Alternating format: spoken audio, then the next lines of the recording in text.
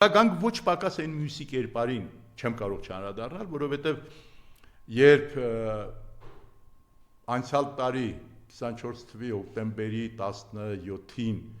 Ազատություն ռադիոկայանում ազգային ժողովի նախագահ կոչվածը, որին ճշգրտորեն բնութագրել է իր համակուսակիցը որպես այսպես այցեքարտով մարմնավաճառ, հարցազրույց է տալիս եւ ասում եմ, երբ խոսում են Արցախը,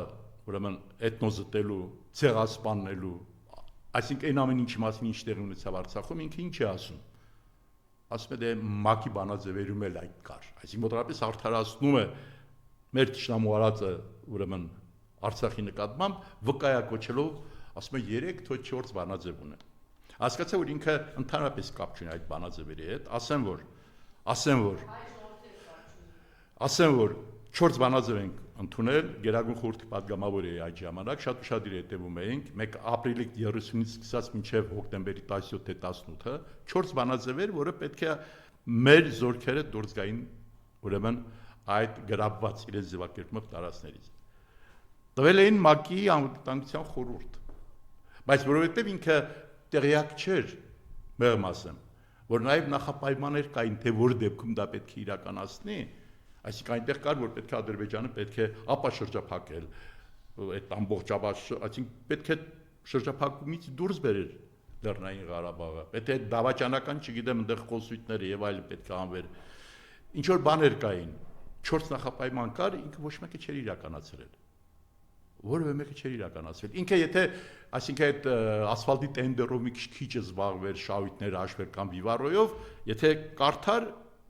գուցե եւ հասկանար, դες վստահ չեմ որ կհասկանար, բայց գուցե տեղյակ կլներ, որ գոնե 4 բանաձև ունեինք, նախապայմաններ կար։ Եվ հիշում եմ, որ 94 թվականի հունվարին էր թե փետրվարին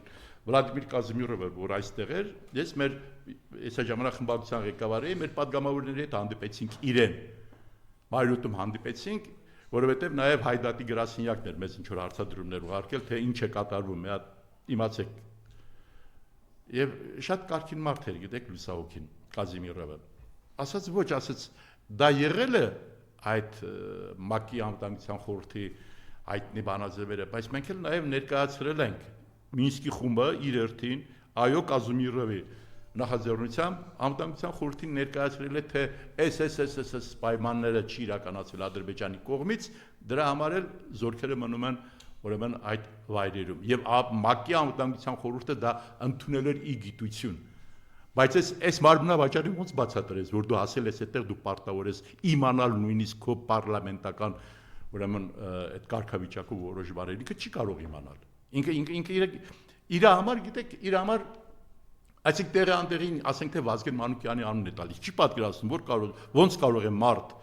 լինել վարչապետ, պաշտպանության նախարար, չգիտեմ, հանրային խորհրդի նախագահ եւ գոնե, ասենք, հարևանությամբ է ապրում, հա, Բաղրամյան պողոտայով, գոնե այդտեղի ասֆալտի տենդերը չշահի։ Կամ ասենք համասարանում ինքը լավագույն դասախոսներից է եղել, կամ այդ Ալեք Մանուկյան փողոցի տենդերը ինքը չի հասկանում դա։ Դրա համար միշտ ասենք տեղի անտեղին նշում է Վազգեն Մանուկյանին։ 90 թվականից իրենց տանը եղել եմ նույն սոցիալական վիճակն նույն կենցաղն։ Ինքը չի հասկանում, որ ոնց կարող է մի հատ մեծ ջրվեժում չունենա, մի հատ մեծ այդպիսի բան շարոս վերջի ինչ որ դաչա չունենա, չկառուցել, աշկ ծակող այդպիսի շինություն չունենա, կամ տներ չունենան, կամ ասենք ոնց կարող է չհանգստանալ Հունաստանի ամենաթանկարժեք կղզիներից մեկում, չնայած վարքի տեսակետից շատ մութ բաներ կա այդ կղզու հետ կապված, ոնց կարող է այդպես պաշտոններ ունենալ։ Այս տեսակը չի կարող ընկալել դա, չի կարող ընկալել դա։ Եվ ասում եմ ինքը պետական դավաճանություն է, երբ թշնամու իրականացրած ցեղասպանությունը քո պետության նկատմամբ դու փորձում ես արդարացնել ՄԱԿ-ի բանաձևերով, որոնք երբեք էլ դրա մասին չեն, այսինքն երբեք էլ չի իրականացվել հենց Ադրբեջանի պահվածքի պատճառով։ Նաև չեմ կարող չանդրադառնալ, երբ հոկտեմբերին էր լսումներ կային ազգային ժողովում,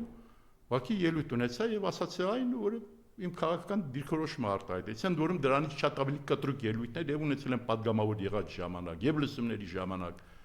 Դուրս եմ գալիս ժամ կես հետո գալիս են ուզում եմ մտնել ուրեմն դահլիճ ՊՊՑ-ն բռնությամբ ինձ դուրս է անում այնտեղից։ Ինչ է եղել տղաներ։ Ազգային ժողովի նախագահի հրահանգն է։ իհարկե այդ մասին որ խոսում եմ չեմ կարողանում զուսպ խոսել, այսինքն մարմնավաճառը ինքը ասում է ինչ եմ արել, ընդամենը ցիտել եմ, մեջ բերել եմ, այդ ձևակերպումը որ տվել է իր կուսակցական ընկերը, հա, որպես մարմնավաճառի։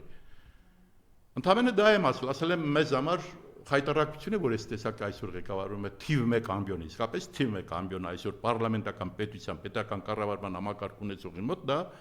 ուրեմն ազգային ժողովն է։ Եվ գալիս է, գիտեք, հրահանգ է իջեցնում եւ ոտքերը մաքրում այդ ՊՊՑ կոչվածի վրա։ ՊՊՑ-ն ընդամենը մի առաքելություն ունի՝ անվտանգությունը ապահովել ազգային ժողովի։ Հասկանում եք, այդ առաքելությունը, անվտանգությունը, բայց այս սերիկան ասում է պետք է ուրեմն բռնուժով դուրս անեք դրան։ Ինքը որովհետեւ բոլոր ղզիկներին հատուկ բան է անում, ինքը պիտի գալիս դուրս անի, եթե տղամարդկային որակն է, բայց որտեւ ղզիկ է, ես իրա կաշին դաբախանից գիտեմ։ Նույնը արել էր Կարենի հետ, որ ասել էր դավաճանը եւ հիշում եք թիկնապաներին հորդորել էր կամ հրահանգել էր, հրամայել էր որ թևից բռնեն եւ թքել էր Կարենի դեմքին։ Ես վստահ եմ, եթե ինքը համարցակվեր, չէր համարցակ, բայց եթե համարցակվեր գնար ինքը անձնապես Կարենի մոտ, Կարենը Շանթուլի նման իրակաչների կկտրեր եւ ճիշտ կաներ։ Եվ թող չմտածի որ միշտ կլինի այն դատախազը, իդեպ ասում ես դատախազին չեմ կարող չանդրադառնալ։ Գիտեք, նույնիսկ պատահականորեն այդ ոլորտ մտած որևէ իրավաբան թույլի չափավոր տգետ իրավաբան պետք է հասկանար, որ իր արածը առնվազն 2 հոդվածով քրեական, այսինքն 2 հոդվածով պետք է պատասխանատվություն կրի այդ մարմնավաճառը։ Մեկը մարդու իրավունքներ, մյուսը որ օգտագործել է չարաշահել է իր պաշտոնական դիրքը, կարգավիճակը։ Դատախազը ասում է, որ դա միջանձնային հարաբերություն է։ Այսինքն պաշտպանում է նրան, այսինքն չես հասկանում։ Ես վստահ եմ, որ ինքը այդպես չափավոր տգետների դասին չի պատկանում այդ դատախազը։ Ես լսեցի իրեն, երբ նշանակվեց, երբ խոսեց, ուրախացածի շատ գրագետ էր խոսում այս տիկինը։ Ասեցի լավ, որ գոնե գրագետ խոսող մարդ կա այդ կառավարությունում։ Պարզվեց, այո, գրագետ է, բայց ինքը ամբողջությամբ ծառայում է այս ազգակործան պատվասներին եւ այդպիսի որոշումներ է ընդունում։ Բայց եթե վաղը մյուս օր այլևս թիկնապաներ չի ունենալու, երբ փողոցում կհանդիպեն, իսկապես այդ իր ստորությունների, սիրիկայությունների համար պետք է պատասխան տա։ Այդ ղզիկությունը ինչ որ պահի պետք է ի հայտ կգա։ Մի խոսքով դուք պետք է պատասխան տաք ձեր նախ եւ առաջ որպես պետական անձագործներ, որպես դավաճաներ, որպես մեր պատմության դավաճաների կերպարը ամբողջացնող երկոտանիներ, դուք պատասխան տալու եք։